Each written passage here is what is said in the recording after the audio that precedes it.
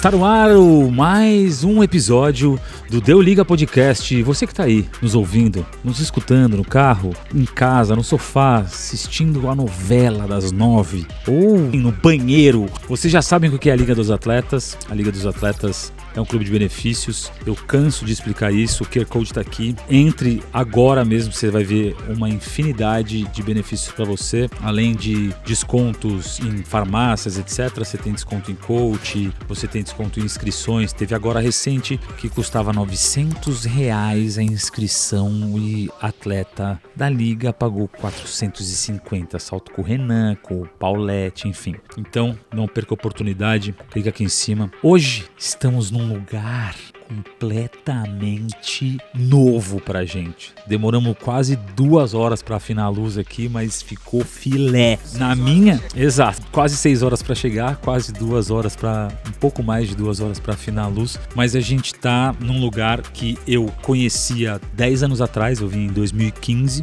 e estou realmente impressionado. Nós vamos gravar alguns episódios aqui, Centro Resende de Paraquedismo e Lazer. Eu estou de cara com o que aconteceu. As mudanças aqui foram incríveis. Convido a você para vir conhecer porque tá demais. A gente vai mandar alguns vídeos para vocês aí do local, enfim, muita mudança, muita coisa interessante. E o nosso convidado, que até então eu não o conhecia pessoalmente, tive o prazer de conhecer hoje, é aqui de Salta aqui em Resende, conhece muitas pessoas do que eu conheço e a gente vai conhecer juntos a história desse paraquedista Salgado. Como é que tá, irmão? Muito prazer. Muito prazer, viu, cara? Muito bom estar aqui, muito contente. Muito obrigado por esperar a gente até agora a montar toda essa parafernália. Obrigado pelo seu tempo, muito obrigado por ter aceitado o convite. Eu queria que você se apresentasse, quem é você, quantos saltos você tem, como é que é a sua história dentro do paraquedismo. Bom, muito prazer, meu nome é Timóteo Salgado.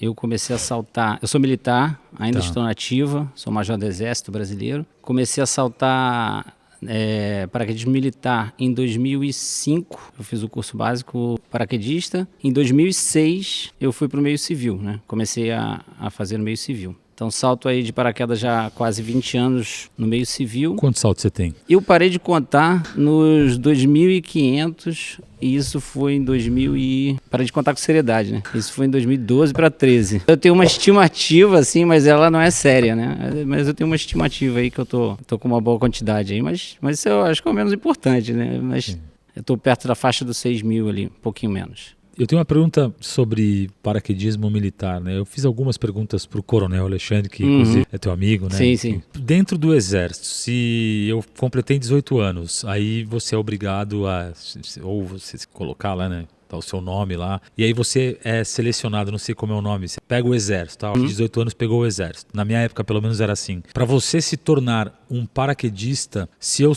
sou um soldado, sou um cabo, comecei no Exército, como que você faz para seguir a carreira militar e ser paraquedista? Você precisa ter alguma patente? Não precisa ser no mínimo tenente? Eu já consigo, logo quando eu entrei, já consegui fazer a parte de paraquedismo, né? Como vocês chamam? Brigada paraquedista, né? A Brigada Paraquedista é uma unidade do Exército Brasileiro, uma grande unidade, né? Certo. Tem várias unidades ali. Na linha do serviço militar, não é uma carreira. O serviço você presta, tem uma lei que rege especificamente isso, e você pode ir servindo até uma quantidade de anos. Geralmente vai ser até 8, né? Mas é renovável ano a ano.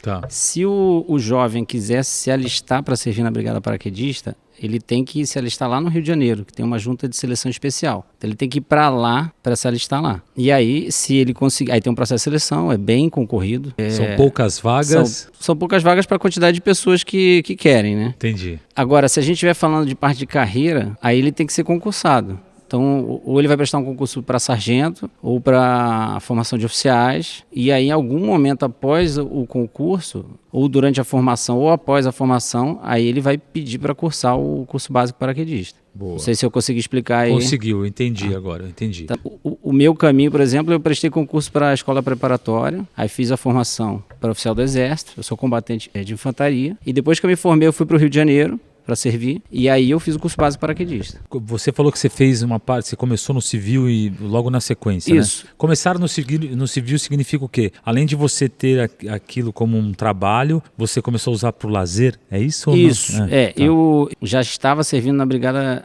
paraquedista. Certo. E aí eu comecei a reparar os brevês, né, nas fardas dos militares, né? E tinha lá o brevezinho lá de salto livre, né? Que é o paraquedismo como a gente conhece no meio civil, digamos assim, né? Tá. Com paraquedas alar. Aí, que não é o redondo, né? Aí eu comecei a perguntar assim, como é que você conseguiu fazer o curso? E aí eu reparei que ou o militar ele tinha certa especialidade que lhe deu prioridade para aquilo, ou ele tinha um curso civil. Entendi. Aí eu fui lá e fiz o curso civil, em busca disso, que não deu certo. Mas não me gerou um benefício direto na força. Mas, principalmente nessa região aqui, Resende, Rio de Janeiro, tem muito paraquedista que pratica no meio civil militar. Isso. Então, me gerou um ambiente social em que porque eu gostei. Tá. Então, embora não tenha me gerado uma oportunidade profissional, eu gostei daquilo. Entendi. E aí eu continuei praticando. E aí depois acabou me gerando uma oportunidade profissional. Porque alguém saiu dos cometas e abriu uma vaga. E aí, como eu estava saltando, alguém levantou meu nome e falou assim, pô, não quer ir para os cometas? Que é a equipe de paraquedismo do Exército. Sim. E aí sim foi uma oportunidade profissional, mas assim, não foi diretamente fruto de simplesmente de eu ter feito o curso, e sim de eu ter continuado treinando, saltando e estando naquele ambiente. Salgado,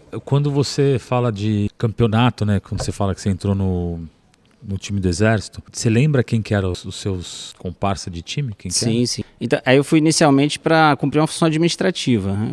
Eu era o oficial de pessoal da equipe, porque funciona como um pequeno órgão ali, né? Unidade militar. O Alexandre nessa época não estava lá, ele tinha sido já parte dos cometas, tinha saído e aí estava em algum outro lugar. Ricardo Pereira estava? O Ricardo Pereira, então, eu começar a falar agora esse pessoal aí. Ricardo Eu Pereira. bebezinho, aí tava lá Ricardo Pereira, o Ninja. O Ninja. Quem mais? Soares, Elídio, o Messias Macumba.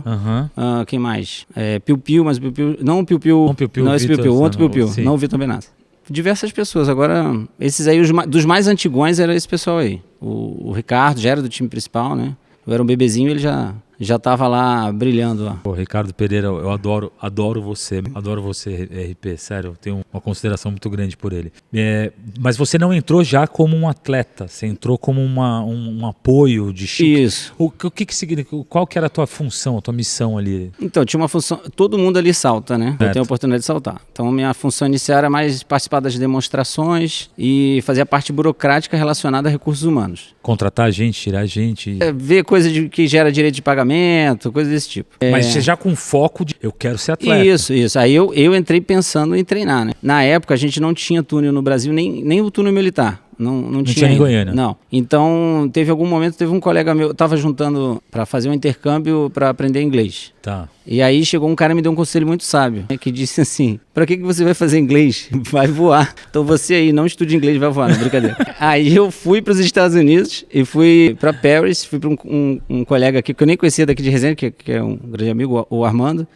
E só juntei só. O chefe na época era o Afonso, ligou pro Siqueira, perguntando de alguém que estava indo pro túnel treinar, alguma coisa assim. Eu fui junto com o Armando, a gente foi, contratou um camarada lá. E aí eu fiz umas 2 horas. Não, fiz uma hora e meia, 1h45 por aí. No túnel de Paris. No túnel de Paris, de voo individual. Aí eu voltei numa condição bem melhor do que eu tinha anteriormente, né? Certo. Quando virou um ano, uma das pessoas do time principal teve um problema sério de saúde na família. O pai dele teve um problema de saúde muito sério e ele precisou se afastar meio repentinamente. Aí abriu uma seletiva. Tá. Aí assim, eu tive oportunidades. Além dessa oportunidade ser uma porta que se abriu de ter uma vaga, eu peguei uma onda fenomenal que foi a onda dos Jogos Mundiais Militares. Então, assim, de repente veio muito investimento. Então eu entrei no time principal em 2009, no começo do ano, e em 2011 foi o Campeonato Mundial Militar, que o paraquedismo foi aqui em Resende, né? A sede dos jogos foi no Rio de Janeiro, que é tipo uma Olimpíada Militar. Mas aí nesse meio, aí realmente surgiram muitas coisas, né? No Exército a gente foca ali em forward belly, de barriga, né? E precisão clássica, aquela com paraquedão gigantão. O time obrigatoriamente tem que participar das 3? Não é obrigatório, mas assim, tem time que foca, né? Você vê o time da Bélgica, eles focam no forward. No forward. É. Entendi. Mas o Exército tem essa estratégia de participar no total. Então, eu acho que é opção, é estratégia. Tem o estilo também, que é outra modalidade, que é individual, é meio de velocidade, assim. Isso. Vai com aquele macacão apertado. Isso, esse aí. O Ricardo que gosta disso aí, Ricardo Pereira. O Ninja era muito bom, Ninja, Ricardo. A RP gosta do macacão coladinho. Tá. Nessa época tava meio em baixa. Em baixa, assim, mas alguns campeonatos não tiveram. Tem ainda hoje? Tem, só que assim, aqui no Brasil, talvez em outros lugares do mundo também não. Caiu um pouco o estilo, eu diria assim, ele é o precursor do Free Fly, né? cara subia para fazer velocidade sozinho, digamos assim. Eu já ouvi um cara falando isso. Mas assim, você não vai ver ninguém na área falando, vou fazer uma série de estilo, entendeu? Mas é velocidade. E o pessoal, hoje, eles retomaram bem, eles estão muito bons, eu diria, hoje em dia. Mas nessa época que eu tava embaixo. Era o Faraway. Era mais o Faraway, exatamente. E a gente começou a treinar bastante, a gente treinou um tempo com o André Ferraz. Ferraz, pô. Ele nos treinou um bom tempo, até 2011 ele treinou a gente. Pedro San?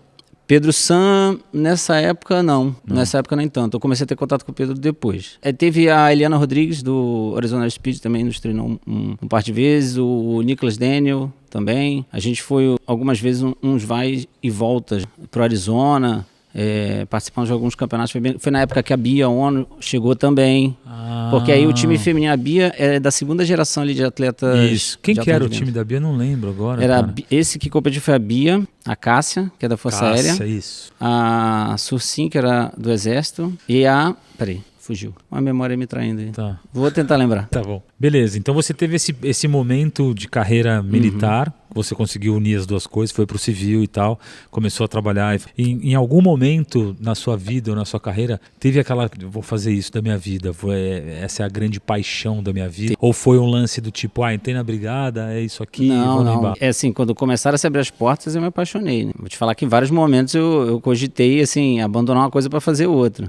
Caraca. Mas a gente foi... Também foi um caminho muito bom. O que eu fiz foi o seguinte, quando chegou em 2013 eu tive que fazer um curso ali de carreira que ele ia me tirar da equipe necessariamente. Então em 2012, de 11 para 12, eu comecei a ver o que mais eu podia praticar no meio civil, que é essa que a gente estava falando antes. Você não vê ninguém na área chegando aqui, vou fazer um salto de precisão, entendeu? Então eu fui realmente focando no Faraway. Aí sim eu comecei a me juntar mais com o Pedro. Então no campeonato de 2011 de Faraway, que foi lá em Boa Vista, eu juntei com o pessoal do Optimum. Que era com no H-Way. Eu entrei para competir. Dali a gente saiu com um projeto de em 2012 treinar para o Campeonato Mundial que foi em Dubai. Então eu fiz parte desse time aí. Aí tinha Gordinho, Ziara, Alisson, que agora tá no Espírito. Que era muito engraçado, o pessoal chamava ele de bebê. O bebê. Olha, é o apelido dele. O Pedro tava nesse time, o Froz, o Rogerinho, Rogério Martinati. O câmera era o Rodrigão. Não sei se eu falei todo mundo aí, não contei nos dedos. Mas Narita tava também. Narita. Grande Narita. E aí, a gente, no ano de 2012 eu treinei bastante, o time, né, digamos assim, treinamos e competimos. Então eu fui armando isso aí, me aproximei do Pedro, até visualizando como é que eu ia fazer no meio civil, né? Porque uma hora eu ia sair da equipe do Exército e como é que eu ia continuar praticando o paraquedismo. Depois tive que sair dos cometas, passei assim dentro do Exército para uma parte de administração esportiva. Em algum momento ali o Fábio Diniz estava com algum problema de saúde ou para treinar, eu não lembro exatamente o que aconteceu. Mas aí o Faraway do Option, que na época era o Guile, o Narita e o André e o Fábio. Ou era o Dayton? Não lembro. Então, não, o Dayton tava aí nesse meio. E aí eles me chamaram para treinar, substituindo o Fábio. Diniz. E aí a gente, em 2014, aí a gente competiu. Eu acabei competindo porque eu tinha saltado um pouquinho mais do que ele nos treinos. Tá. E aí a gente foi no embalo e eu competi no campeonato. E a gente ganhou em 2014, foi bem legal. Aí em 2015 eu fui mandado pro Chile, passei 15 e 16 no Chile. Eu fui ser treinador das equipes militares deles lá. Aí eu treinava a Força Aérea, o Exército e os Carabineiros do Chile. Aí também foi um outro ponto de virada para mim interessante. Você como coach? Como coach. Porque aí eu realmente parei de competir. Nesse momento, eu competi como atleta, né? Eu até quis um pouco, mas assim, não deu para compatibilizar. Mas assim, aí eu comecei a me mas eu comecei a realizar mais essa atividade de treinar, né? Sim.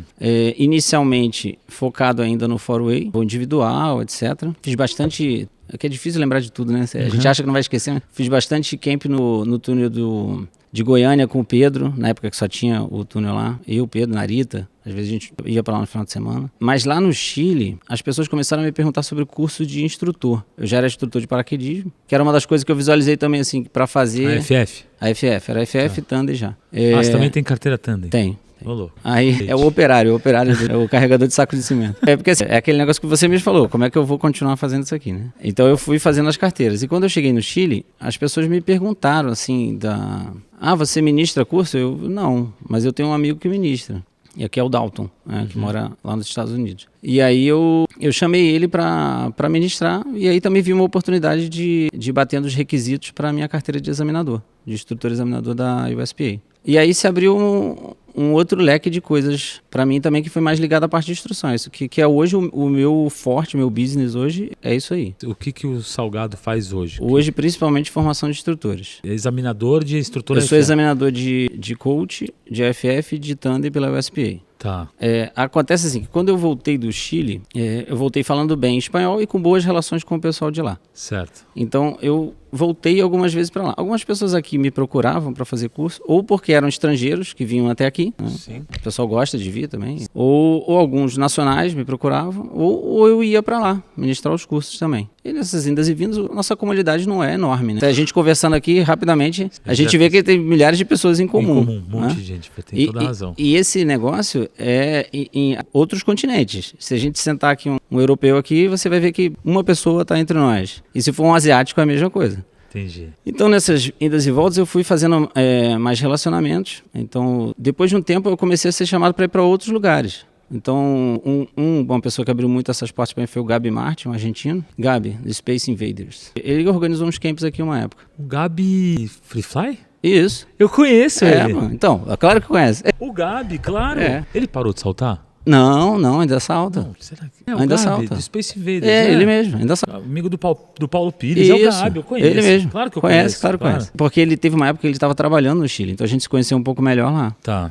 E aí ele me indicou para algumas pessoas de outros países. Aí, a partir disso aí, eu comecei a fazer relacionamentos também na Bolívia, no Paraguai, na própria Argentina. Assim, cada local uma pessoa vai... Aí você vai conectando as pessoas. Exatamente. Né? Já tive a oportunidade... Então, nos últimos anos, eu tenho tido umas oportunidades, assim, que eu sou muito grato, porque você vai conhecendo mais pessoas, você vai sendo parte da vida das pessoas, que é uma coisa fenomenal. Claro. Porque, assim... O paraquedismo te dá isso, né, cara? Eu tenho quase 20 anos de paraquedismo. Eu tô começando a achar que eu tô virando adulto. Porque eu lembro quando eu fiz 30 anos de idade, eu parei e falei assim, caramba, eu estou começando a aprender alguma coisa sobre a vida. Eu sinto que eu estou começando a aprender sobre paraquedismo. E o Siqueira, que tá aqui, ele foi meu instrutor de BBF quando eu tinha, sei lá, 50 saltos, entendeu?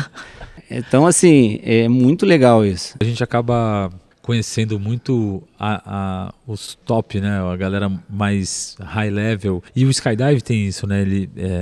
A comunidade se ajuda bastante, assim. Não sei se, e até em qualquer lugar do mundo, como você falou, né? O Gabi, eu sei, agora veio a lembrança do Space Invaders. Ele também ia muito nos Vertical, eu acho, com o PP agora. Eu acho que ele agora tá rodando menos, mas ele vem ao Brasil em breve. Sim, tem uma data marcada aí. Exato. E aí você vai fazendo as pontes, né? Sim. E eu acho isso fenomenal, porque depois eu já tive alunos assim, de formação para tandem, que foram meus alunos AFF. E eu não tenho uma antiguidade no esporte. Então agora vamos começar a explorar. A gente abriu agora o leque, então você é um examinador de AFF. Na verdade, o examinador é o cara que ministra o curso para o cara virar instrutor de... Isso aí, é isso aí. Via de regra, ele faz isso no AFF, e examinador de tandem é o cara que... Instrui o cara para poder saltar. Beleza, então agora vamos abrir essa lacuna e agora vamos fazer algumas perguntas engraçadas que eu tenho a vontade de perguntar, você em casa também. Vou separar por AFF. Tá, a AFF é quase morte. A AFF é quase morte, já o Augustinho já falava isso. Para você ter esta carteira, quem que te formou? Quem que é o examinador do examinador? Como é que para você virar um examinador? Essa é a minha pergunta. Entendi. Cara, você tem que bater vários requisitos relacionados à sua experiência, digamos assim, vivência de tempo. Tem uma folha de progressão que rege isso para todos eles. Então você tem uma vivência de tempo e uma vivência no processo de formação. Então, digamos assim, se queira examinar da CBPq, eu quero ser examinador da CBPq, eu tenho que me juntar com ele nos cursos que ele ministra, tá? Então, assim, uma coisa é a minha vivência como instrutor. Então, eu vou saltar e vou acumular experiência. Mas você não é examinador ainda, você é um instrutor. Aí eu quero ser examinador. Beleza. Aí eu tenho que ir atrás de alguém que já é examinador, entendeu? E participar dos cursos dele. E isso aí é super importante. Eu fui aprendendo com o tempo como isso é importante. Porque você realmente aprende como é que é o processo de treinamento e o que precisa ser ensinado para que o cara possa desempenhar bem depois a função. E assim, Didaticamente, você quer dizer, né? Didaticamente. No dia a dia de Isso. teoria. Assim, você é um bom instrutor, mas como é que você treina alguém para ser um bom instrutor? Entendi. Isso aí você vai aprender. Tem uma quantidade de requisitos lá, uma quantidade de saltos de avaliação, um curso voltado para didática, né, para metodologia de ensino, umas coisinhas. Meio que parecido com um instrutor, aquelas coisas... todo, parte todo, aquelas coisas. Isso, daí para mais. Daí para mais. Como eu não sou exclusivamente paraquedista, né? Eu trabalho no Exército ainda, então assim, eu demorei para a AFF, eu demorei uns 5 anos para cumprir todos os requisitos. Fica aberto isso, tipo, você pode... Você vai batendo, você vai fazendo. Então, se você quiser acelerar, você pode acelerar, claro. ou isso tem a ver com o seu nível de carreira? Você pode... tem a ver com o seu nível técnico, sim, óbvio, mas assim... Dinheiro também. Que tem... disponibilidade para... Eu acho que tempo é o principal, porque sei lá, se eu fosse um paraquedista, 100% paraquedista em Boituva, talvez tivesse sido mais rápido. Mais fácil, entendi. Mas assim, tá ótimo. Eu atirei pro lado da USPA, mas porque realmente assim, esse meu contato com a América Latina me facilita muito mais isso. Né? Pelo fato de você ir e vir para lá e tal. Porque é a carteira que eles buscam. Mas assim, aqui no Brasil também, diversas outras pessoas abriram portas para mim, para trabalho junto. Nisso aí eu citei o Siqueira, o Danny Boy. Danny Boy? O Carpena, são pessoas assim que estão sempre me apoiando. O Danny Boy é examinador? O Danny Boy é examinador de tudo. Porra, Danny Boy. Gostei de ver. O Carpena também? O Carpena, eu acho que ele não é de tandem, mas aí é que o pessoal às vezes fala de experiência. Tem diversas pessoas que são mais experientes que eu também, isso aí, esse não é o ponto principal, né? Essa é a pessoa, eu vejo bem assim, a pessoa perseguiu esse caminho ou não. Qualquer um que quiser se apontar para uma certa direção e persistir vai chegar lá, né? Um ponto crítico, aí eu não sei se você vai concordar comigo ou não. Vamos lá. A gente falou de instrução AFF. Você é examinador de instrutores AFF. Formando instrutores.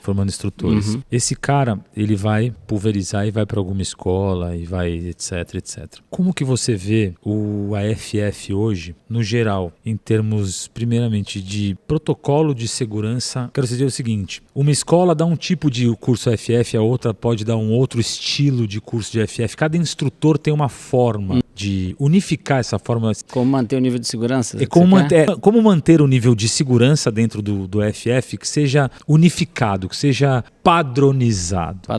Padronizado. Entendeu? Padronizado. Cara, você vai seguir essa apostila aqui e você vai falar de tudo isso daqui. Como é que você vê? Você acha que tem grandes diferenças hoje, atualmente no Brasil, de instrutores, de escolas, de ter um padrão a ser estabelecido? Eu acho que o padrão, na teoria, no que está escrito, está bem feito.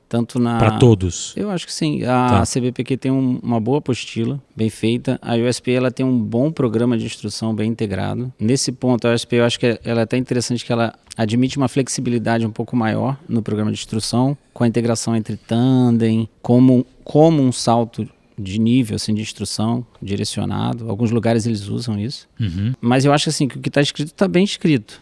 Se a gente quiser manter um nível de segurança alto, eu acho que depende do próprio instrutor ou da própria escola, entendeu? E como é que você acha que tem alguma fórmula de padronizar isso? Eu acho que é só a gente seguir o que tá. Eu não sei se eu tô... Não, é que é o seguinte, às vezes eu sinto, eu penso isso assim, que alguns instrutores têm uma forma diferente de ensinar. Sim.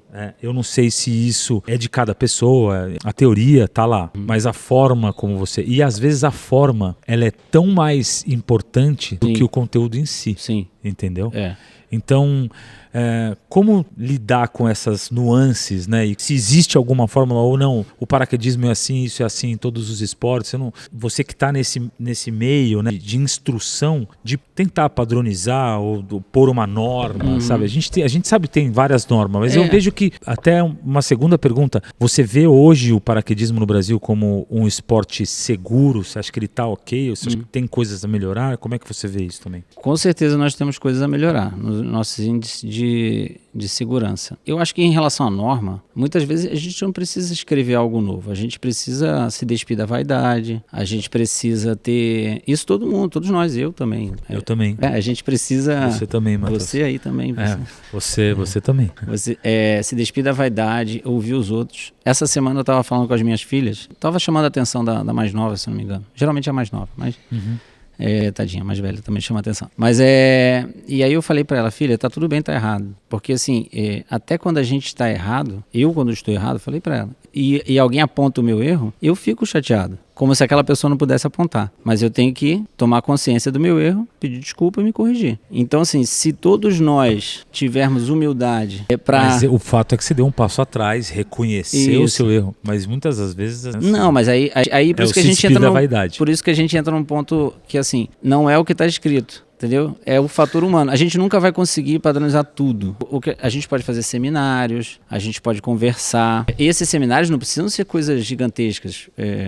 Coisas junto ao pessoal da área e conversa. Isso. Então, o Weatherhold, senta aí, vamos falar de segurança. Conversa, tem um cara que tá lá em Dubai agora, o Nick, grande amigo meu, daqui de Resende. Ele tem uma característica que eu acho super interessante. Do nada ele te manda uma mensagem, assim, falando de alguma coisa. O cara tá lá vendo o manual e aí vem conversar sobre isso, entendeu? Ou comenta uma experiência. Então, assim, a gente conversar sobre essas coisas, sem nem querer ser o melhor, sem ter pretensão nenhuma de ser o cara que nunca... Porque todo mundo erra, né? Agora, a gente tem que manter a frequência dos acertos alta. O erro ele tem que ser uma eventualidade e de preferência quando eu perceber eu tenho que dar um passo para trás. Eu falo muito sobre isso quando eu estou falando de pilotagem de velame com as pessoas. Eu falo, ó, curva baixa você tem que sentir, não precisa ser aquela que você quase morreu. Se você perceber que você precisou nivelar a asa antes do momento, você já estava abaixo, pô, não é? Então assim, na próxima você regula. Isso às vezes é o que define a gente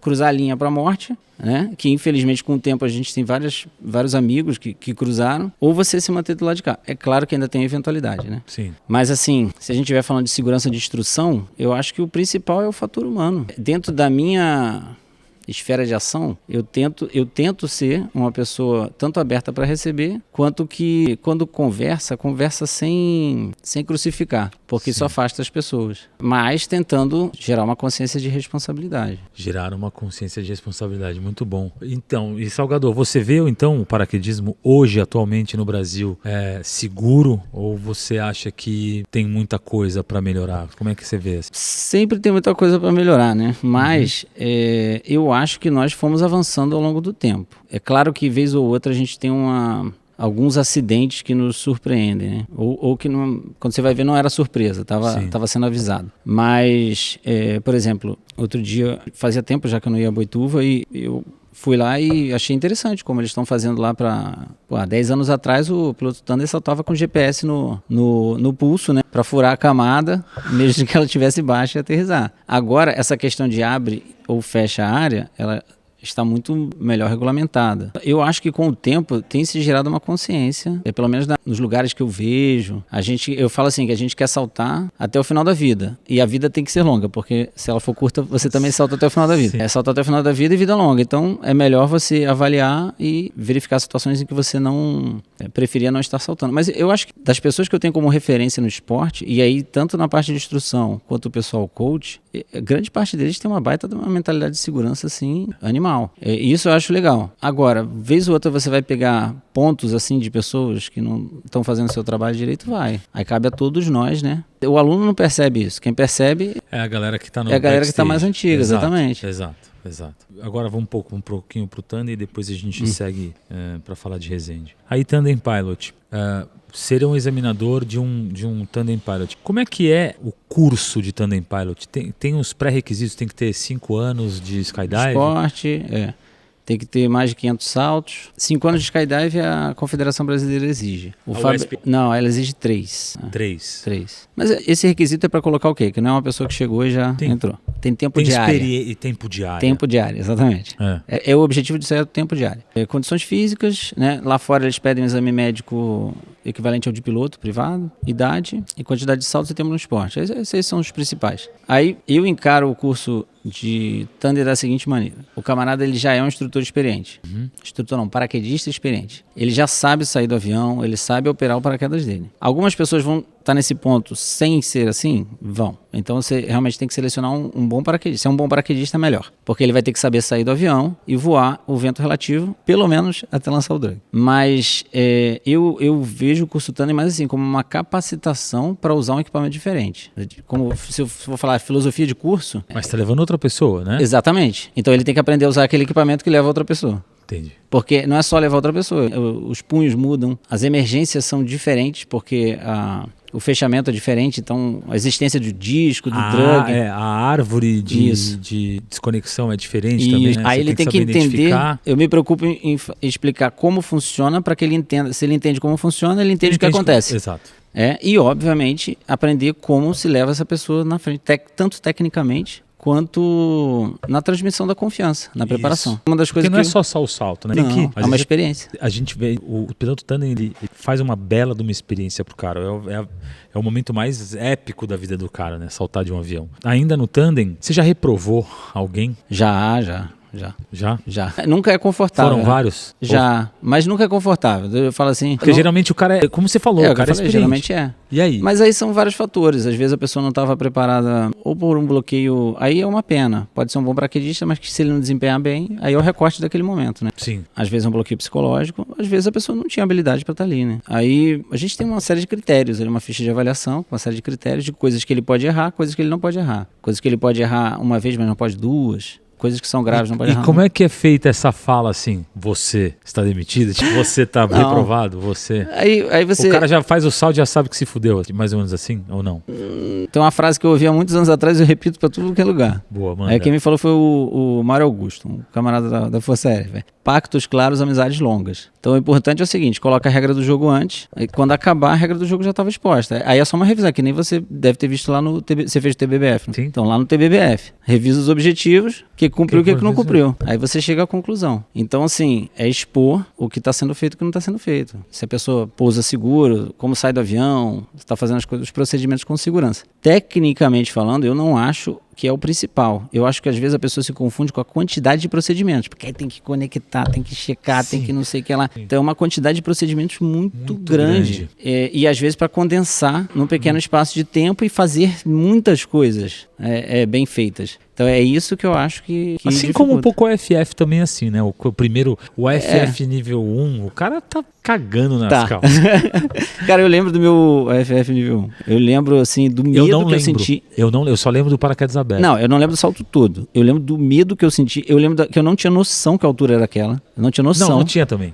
Quando foi ficando alto, eu fiz no Rio de Janeiro, na cidade. Você fez salto duplo antes ou não? Não. Ah, você já foi direto pra fui direto. Eu tinha feito o salto militar enganchado, mas é a 1.000 pés. É 1.200 no curso, 1.000 pés na prática. Tá. É nada. Quando foi subindo, eu olhando assim, da Barra da Tijuca e eu via Niterói, caraca, muito alto. Aí eu lembro que no ensaio, no falso avião, eles fizeram assim, aí bota o joelho aqui na soleira da porta, não sei o que. Quando foi na porta, eu tava querendo, parar, posicionar o joelho e nego me puxando pra fora. Depois eles ficaram me zoando, dizendo que eu não queria sair. De verdade, não era isso. Mas realmente, tava com muito medo. Sim. Mas é muito legal lembrar dessa sensação. Porque eu quando falo com os outros, ou com os meus alunos, ou com qualquer pessoa, assim, eu me preocupo em tentar transmitir calma. Sim. Tanto pro duplo, que a gente estava falando da experiência, certo, quanto pro aluno FF. Tá. Tentar transmitir tranquilidade. Sim, sim.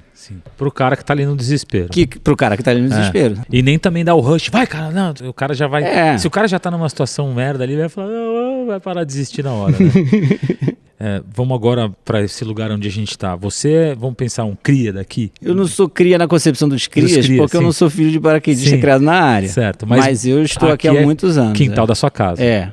Eu não me formei aqui, mas eu comecei a saltar aqui já há bastante tempo. Até por isso que eu me mudei para cá. Porque já começava a trazer família nos finais de semana. Aí vamos mudar para Resende, né? Entendi. Nós estamos perto do...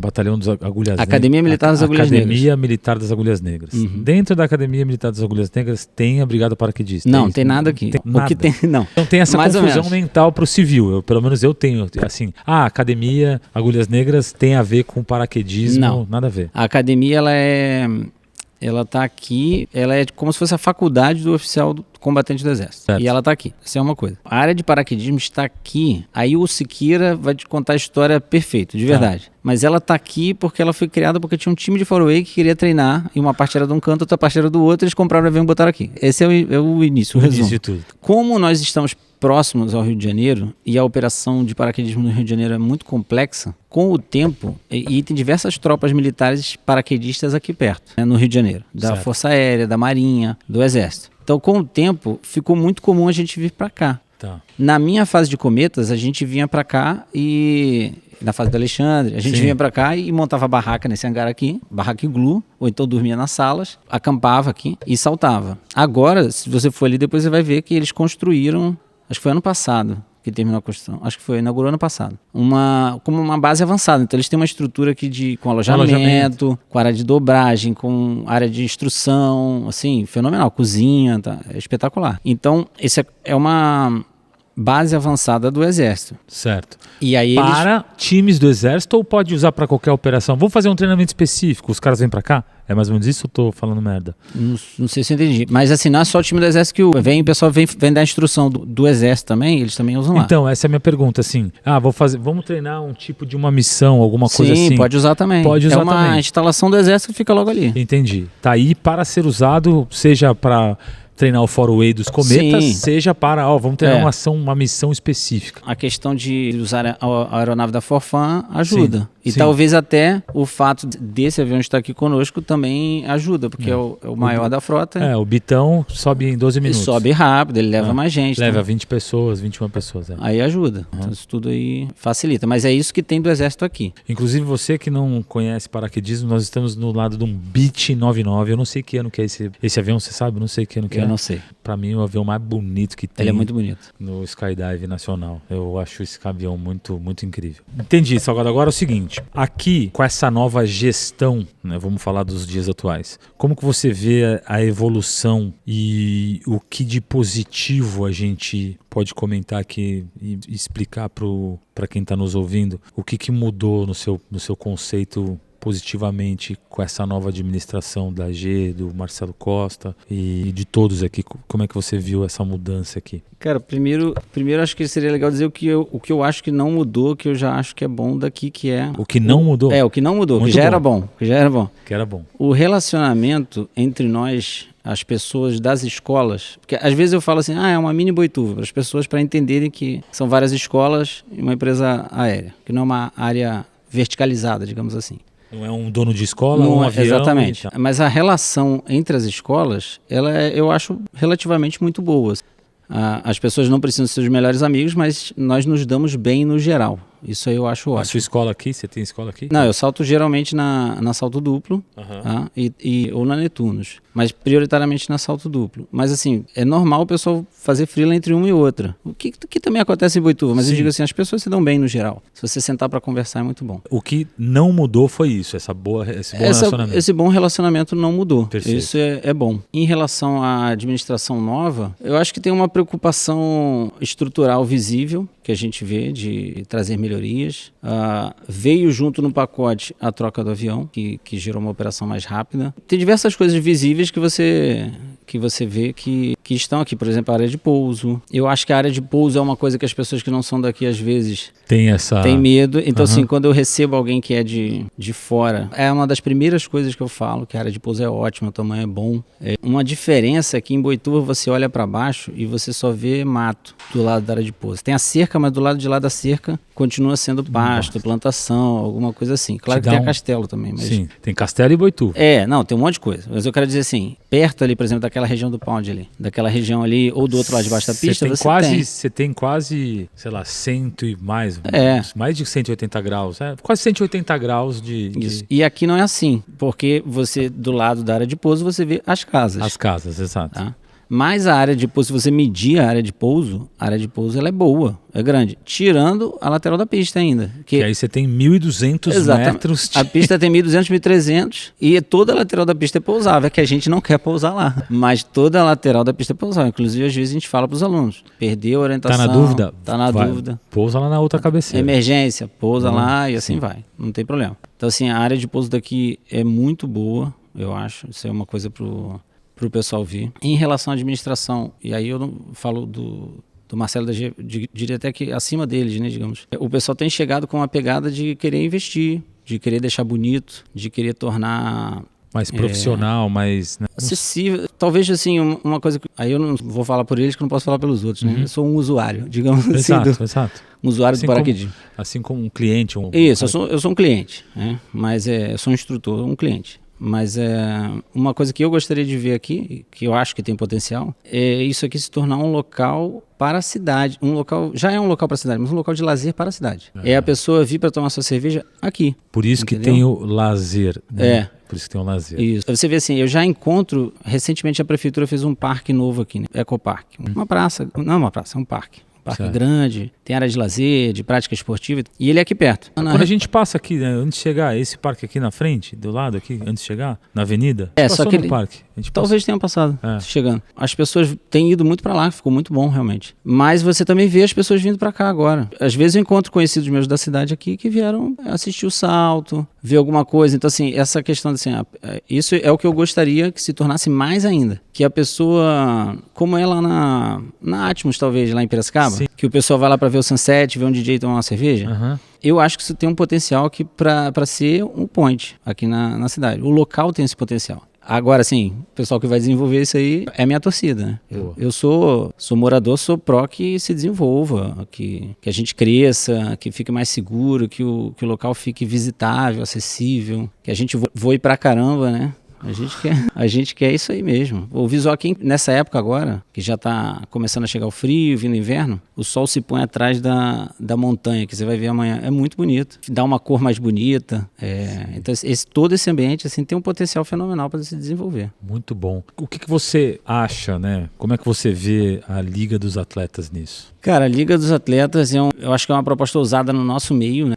É uma proposta legal pra caramba, ousada, porque é um clube de benefícios nosso. Então eu tava até conversando com o Siqueira antes. Existem vários clubes de benefício, agora a gente tem um nosso. Então eu achei fenomenal. Acho que essa proposta de união é muito boa, é muito boa. Importante isso. O Geraldo é um cara muito assim, né? Chega com aquela vozinha baixa. Baixa, porra, mesmo. Chega, conversa. Então assim, eu acho que tem tudo pra dar certo.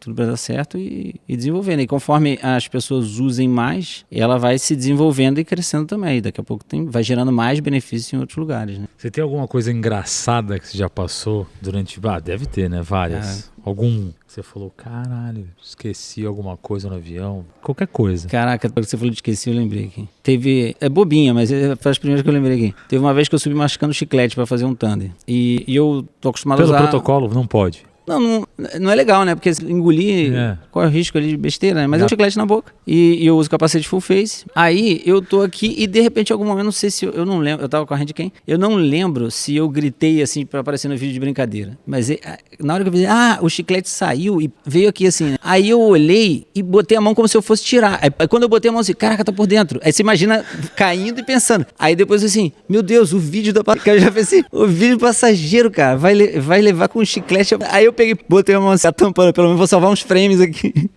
Essa foi uma. Teve uma outra vez que eu tava com... Sabe aquela mania de usar óculos embaixo do capacete, né? Com full face. Aí eu botei... Quando embarquei, eu botei o óculos aqui no tirante do peito. Vida foi... Esqueci de colocar. Fechei e fui pra porta. Quando eu já tava na porta já. Alguém falou? Eu percebi. Eu já tava na porta, aí eu olhei pro meu óculos aqui. Eu peguei o óculos e taquei lá pra dentro do avião assim. Plá! Eu lembro que bateu em alguém assim, o óculos, e ficou. Quando chegou aqui na área de pouso, alguém pegou. Acho que foi o Cláudio. O Cláudio pegou. Aí chegou na área de pousando aqui, entregando paraquedas na lona, ele chegou, toma aí. Isso aí foram as primeiras que eu lembrei. Bom, finalizando aqui já no nosso podcast, falando pra caramba, você tem alguma coisa que você queira falar pra galera que tá nos assistindo? Alguma mensagem, enfim. Aliás, e planos para o futuro? Vamos pensar em planos para o futuro, depois você deixa a sua mensagem. Você tem alguma coisa em mente, algum farol já ligado? Não, vou para essa aqui. Cara, planos para o futuro. Eu tenho pensado muito na família, né? É meio não skydive, digamos assim, mas planos para o futuro é estar presente o máximo possível na vida das minhas filhas. Tá. Você quer que elas saltem de paraquedas também? Cara, eu quero. A minha esposa nunca saltou. Nunca saltou. Você nunca saltou, Ana Paula. A minha esposa nunca saltou comigo. Já até parei de falar já disso. Tá. Mas tá bom. Eu não sei se eu quero que você salte. Tá? Vai que ela gosta, né? Aí vai virar um gasto. As minhas filhas eu quero que saltem, assim, óbvio que eu não vou forçar. Mas se elas, quando elas puderem e quiserem, vai ser pra mim um prazer. Claro. Eu já saltei com a minha mãe, foi um salto que eu fiquei super nervoso, super engraçado isso, né? Não saltei com meu pai, que quando meu pai saltou eu não era tandem ainda, mas a gente tem que repetir esse salto pra ele. Saltei com meu irmão, então assim, é uma coisa legal, né, que eu tive a oportunidade de fazer. Pro futuro, cara, é continuar no esporte, continuar vivo, continuar seguindo, disseminando uma boa cultura de fazer amizade, de aprender, continuar aprendendo. É claro que eu tenho também vontade de aprender mais coisas, né? Mais coisas sobre voo. Eu gosto muito de fazer SUP, mas nunca participei de um campeonato, por exemplo, eu gostaria. A gente está propondo uma mudança, né? Eu sempre morei aqui nessa região, né? Rio de Janeiro, Resende, mas eu estou me propondo aí com a minha família passar uma temporadazinha na Amazônia. Então, estarei chegando aí na Amazônia em algum momento. Vai lá com o Eric? Ou para lá. Saltar com o Eric? Saltar lá na Amazon Jump? Ou lá em Porto Velho. Ou Manaus, que são os lugares que eu tô tentando com mais força, né? Entendi. Mas vai ser bom também conhecer mais outros lugares, fazer mais amizades ainda, né? Exato. E depois voltar pra cá. Eu gosto muito daqui de Resende. Torço muito pra que isso aqui se desenvolva mais, cresça mais. Que a gente tenha aqui 20 decolagens no dia e salte pra caramba. Perfeito. E alguma mensagem pra galera? Mensagem pra galera: faça parte da Liga dos Atletas. Boa. Seja um atleta associado. Exatamente. Mantenha-se sempre humilde e no lado da segurança. Essas conversas são muito legais, que você vê assim. Aí você vê lá os crias. A pessoa, todo mundo malucão, vai conversar com os garotos. Aí eles vão falar assim, vai devagar. É por causa dos próprios erros, né? Sim. Então, assim, é crescendo devagar, é ter consciência de que talvez a gente não faça... Talvez não, a gente não vai fazer tudo que a gente quer fazer, né? Isso é um fato. É fato, eu não vou conseguir aprender... Esse contentamento é importante. Eu não vou conseguir aprender tudo e eu também não posso avançar rápido demais. Tudo no seu tempo, aproveitar a jornada, né? Minha esposa estava falando comigo hoje sobre um negócio... Agora eu não vou saber o termo e não vou conseguir lembrar porque ela falou hoje. Mas era um dos princípios de educação clássica, que é como se fosse uma lentidão diligente, que é você, ao mesmo tempo, entender que a evolução é lenta, no sentido dela ter um tempo necessário, mas também diligente no sentido de não ficar parado, de querer aprender e crescer. E eu acho que é mais ou menos isso, é ter consciência de que maturidade, desenvolvimento vem com o tempo, mas que eu também tenho que estar sempre aprendendo alguma coisa, porque é isso que daqui a pouco eu vou olhar para trás e falar assim, poxa, olha quanta coisa que eu consegui passar, né? Quanta coisa... Às vezes eu lembro, lá atrás, no primeiro treino que a gente fez com o André Ferraz, nossa, não sei quantos anos atrás, uns 15, 20, sei lá, que ele falou sobre, ele estabeleceu os objetivos. Coloca aí, escreve aí seus objetivos, tinha aquela pegada psicólogo, né? Estabeleceu o objetivo e tudo, eu fui escrevendo, aí foi até interessante, não, a gente brincava, né, quero ganhar do óptimo. Não, é ter que quantificar, ganhar do óptimo não, é média tanta, não sei o quê. Mas assim, vários dos objetivos que eu coloquei ali, eu cumpri, eu só percebi isso anos depois. Vários dos objetivos que eu coloquei, lá atrás, consegui fazer isso. Eu olhei assim, caraca, eu consegui fazer esse negócio. Então, assim, é ter objetivo e persistir. Que a gente vai chegando, fazendo amigos e sendo parte da Liga dos Atletas, você vai conquistar tudo isso. É isso aí, galera. Timóteo, cara, obrigado, viu, irmão? Pô, eu que agradeço. Muito obrigado. Foi muito legal trocar essa ideia com você, conhecer um pouco mais da sua história, não conhecia. Fiquei de cara aqui, você conhece várias pessoas, ou seja, você é um lendário do Skydive. Mais uma vez, obrigado por aceitar o convite. E você, Salgado já falou 1000 vezes, tá esperando o quê? Fiquem atentos nos próximos episódios, a gente tem mais acho que 2 episódios aqui, então não esquece de se inscrever. A gente tá no Liga PQD, no Cortes da Liga, né, Matheus? @Cortes da Liga. Eu, Bim Bevenuti, ator, diretor, apresentador. No YouTube, estamos nas plataformas no YouTube e no Spotify. E a gente se vê no próximo episódio. Um abraço. Fui.